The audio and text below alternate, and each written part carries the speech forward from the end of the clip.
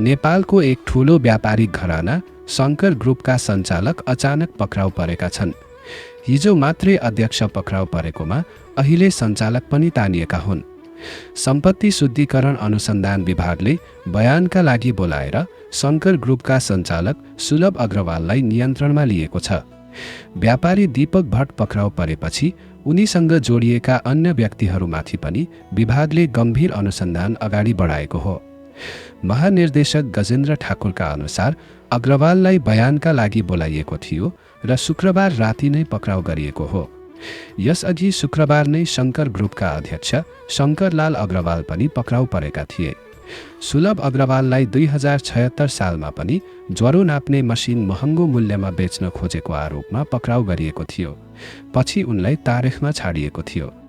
Jagadamba still लगायतका ठूला उद्योग चलाइरहेको यो समूहमाथि अहिले सम्पत्ति शुद्धिकरणको कसुरमा छानबिन भइरहेको छ। समग्रमा भन्नुपर्दा सम्पत्ति शुद्धिकरणको आरोपमा शङ्कर ग्रुपका उच्च अधिकारीहरू अनुसन्धानको दायरामा तानिएका छन् र उनीहरूमाथि कानुनी कारबाही अघि बढेको छ। जापानको व्यस्त जीवनमा रहेर नेपालको यो व्यापारिक घटनाक्रमलाई तपाईँ कसरी हेर्दै हुनुहुन्छ? कृपया आफ्नो विचार व्यक्त गर्नुहोला।